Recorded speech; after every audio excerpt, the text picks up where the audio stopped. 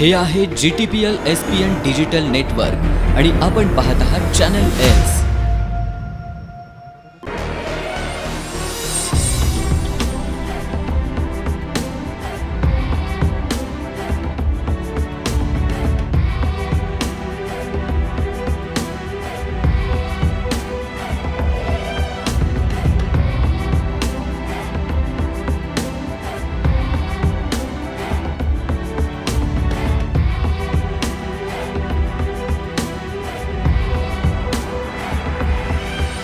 अद्भुत कोल्हापूर. अद्भुत कोल्हापूरच्या आजच्या भागात आम्ही आपल्याला दाखवणार आहोत प्रभू श्रीरामांनी शिव आराधना केलेलं एक अद्भुत गुहा मंदिर. त्यासाठी आम्ही कोल्हापूर सांगली महामार्गावरून प्रवास करत आळते या गावात पोहोचलो. हातकणंगले तालुक्यातील या आळते गावच्या पश्चिमेला असलेल्या डोंगरात गर्द वनराईत प्राचीन गुहा मंदिर आहे. प्रभू श्रीरामांच्या पदस्पर्शानं पावन झालेलं हे मंदिर म्हणजेच रामलिंग मंदिर. मंदिरासमोरच्या दगडी कमानीतून प्रवेश केल्यावर आपल्याला तुळशी वृंदावनाचं दर्शन होतं. या मंदिराचा सभामंडप प्रशस्त असून सभामंडपात श्री सुरजानंद महाराज, श्री गोविंद दासजी आणि श्री पांडुरंग दासजी यांच्या प्रतिमा पाहायला मिळतात. मंदिराच्या सभामंडपात प्रथम आपल्याला विठ्ठल रुक्मिणीचं दर्शन होतं.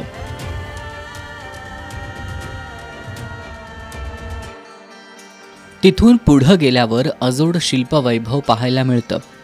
एरवी आपल्याला शिवमंदिरांमध्ये एकाच नंदीचं दर्शन होतं, पण इथं 2 नंदी आहेत. वीरभद्र गुरव यांनी या 2 नंदींबद्दलची माहिती दिली.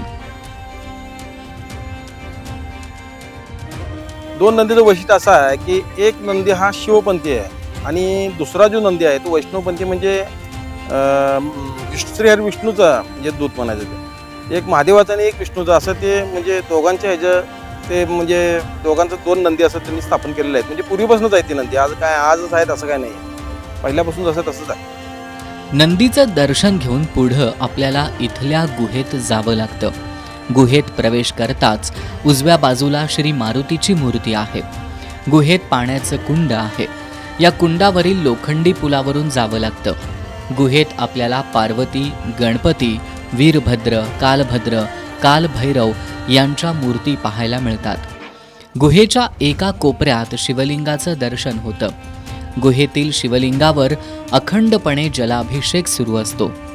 गुहेत झिरपणारं पाणी अंगावर झेलत आपल्याला शिवलिंगाचं दर्शन घ्यावं लागतं. दर सोमवारी इथं भक्तांची मोठी गर्दी असते. 14 वर्षांच्या वनवासाच्या काळात प्रभू श्रीरामांचं या डोंगर परिसरात वास्तव्य होतं असं सांगितलं जातं. प्रभू श्रीरामांनी भगवान शंकरांच्या आराधनेसाठी शिवलिंग तयार केली. या शिवलिंगावर जलाभिषेक होत राहावा यासाठी प्रभू श्रीरामांनी बाण मारून पाण्याचा प्रवाह सुरू केला. तेव्हापासून इथल्या शिवलिंगावर अखंडपणे जलाभिषेक सुरू असल्याची भाविकांची श्रद्धा आहे. तर हे मंदिर अतिशय पुरातन मंदिर आहे. स्वतः श्रीरामानं स्थापन केलेलं लिंग, म्हणजे कसं रामाला ज्यावेळी वनवास झाला त्यावेळी एक रात्र त्यांची इथं वस्ती होती. त्यावेळेपासून ही शिवलिंग स्थापना करून मंदिराचं पूजेसाठी किंवा महादेवाच्या याच्यासाठी इथं बाण मारून पाणी काढलेलं आहे. तर स्वतः श्रीरामाने बाण मारून पाणी काढलं. ते आज तागत कधी कंटिन्यू पाणी म्हणजे थांबलेलं नाही, ते कंटिन्यू पाणी चालूच आहे. ते मात्र की त्रिवेणी संगम आहे. ते गंगा, यमुना, सरस्वती असं 3 नद्यांचा संगम आहे. तर हे मंदिर जर म्हणतात तर आत पूर्ण म्हणजे एक पाषाणातलं मंदिर आहे. सुरुवातीला मंदिरात येणाऱ्या भक्तांना आंघोळ करूनच मंदिरात प्रवेश दिला जात होता. मात्र आता ही पद्धत बंद केली असून सध्या येणाऱ्या भाविकांच्या अंगावर पाण्याचे 4 थेंब पडतात. कितीही दुष्काळ पडला तरी या ठिकाणचं पाणी सतत वाहत असतं. कधीही पाण्याचा प्रवाह कमी होत नाही. नैसर्गिकरित्या मंदिरात होणारा जलाभिषेक हे या मंदिराचं वैशिष्ट्य आहे. आतलं जर मंदिर जर म्हटलं तर मंदिरामध्ये जाताना तुम्ही पुलावरून जावं लागते. आत मंदिरात विहीर आहे. विहिरीवरनं कसं ते आता पूर्वी कसं पद्धत होती की आंघोळ करून शुचिर्भूत होऊन मंदिरात प्रवेश होता. पण आता कसं आता सगळं म्हणजे सुशिक्षित लोक आलेले त्यामुळे ते बंद केलंय. पूल झालेला आहे तिथं. मग त्या पुलावरनं का होईना 4 थेंब का होईना अंगावर पडतातच जाताना, आत जाताना, मंदिरात जाताना, हे करताना. मग काशीसारख्या क्षेत्रात जरी तुम्ही गेला तरी त्या ठिकाणी कसं कुंडी लावल्यानंतर मंदिरावर पिंडीवर पाणी पडते, पण इथं तसं नाही आहे. इथं कसं नॅचरल पाणी हे देवावर पडत असते कायम 12 महिने 24 तास, कधी हे पाणी कमी नाही. श्री रामलिंग मंदिर हे एका अखंड दगडात असलेल्या या मंदिरात 1905 साली आलेल्या सुरजानंद महाराजांनी इथं अग्निकुंडाची स्थापना केली. तेव्हापासून हे अग्निकुंड अखंड धगधगतं आहे. ते 1905 साली इथं सुरजानंद महाराज म्हणून आले.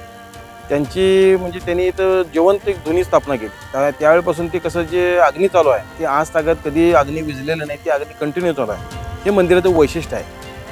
शिवलिंगाचं दर्शन घेऊन बाहेर आल्यानंतर मंदिराच्या प्रांगणात कश्यप, अत्री, भारद्वाज, विश्वामित्र, गौतम, जमदग्नी आणि वशिष्ठ या सप्तऋषींचं दर्शन होतं.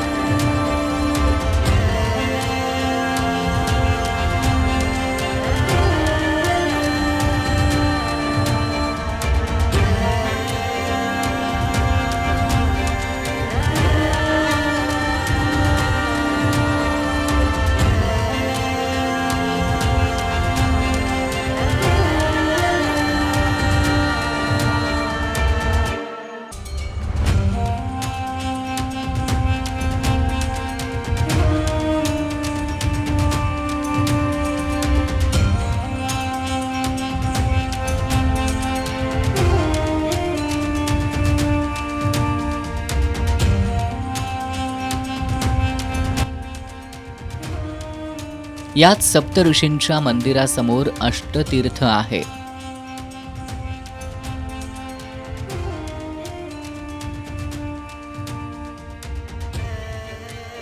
आता जे बाहेरची जी अष्टतीर्थ असं बोललं जातं, जे बाहेरची विहीर आहे त्याला अष्टतीर्थ असं बोललं जातं. मंदिरात जे पिंडीवर जे पाणी पडत असतं किंवा आतलं मंदिरात ज्यावेळी पाणी असते त्या आतल्या विहिरीतून बाहेरच्या विहिरीत पाणी येते. तर त्या अष्टतीर्थ म्हणजे दुसरं अशी गोष्ट आहे की जे सप्तऋषी म्हणून आहेत ते मंदिराचे अष्टतीर्थाच्या भोवती जे सप्तऋषी आहेत त्यांची आई अरुंधती माता, असं ते 7 ऋषी आणि त्यांची आई असे 8 जणांच्या डोक्यावरनं जे तीर्थ असतंय जे म्हणजे पाणी पडतंय ते पाणी या विहिरीत जातंय, त्यामुळे त्याला अष्टतीर्थ असं बोललं जातंय. आतल्या मंदिरातलं पण पाणी येतंयच, पण जे मंदिराच्या भोवतीनं जे पाणी आहे ते पण भोवतीनं पाणी जे ते त्या विहिरीतच पडत असते आणि तेच पाणी वापरत असतात गाई गुरांना किंवा जनावरांना पाणी द्यायला प्यायला वगैरे तेच आहे, दुसरं पाणी नाही आहे आता इथं. मंदिराची प्रदक्षिणा पूर्ण करताना श्री सुरजानंद महाराज, श्री गोविंद दासजी आणि श्री पांडुरंग दासजी यांच्या समाधी पाहायला मिळतात. तिथून पुढं गेल्यावर आपल्याला मंदिराच्या पाठीमागील बाजूला पडझड झालेल्या काही वास्तू पाहायला मिळतात. या ठिकाणी श्री रामलिंग महाराज यांचं समाधीस्थळ आहे. तिथून पुढं आल्यानंतर 2 मंदिरं असून या मंदिरांमध्ये शिवलिंग स्थापित करण्यात आलंय.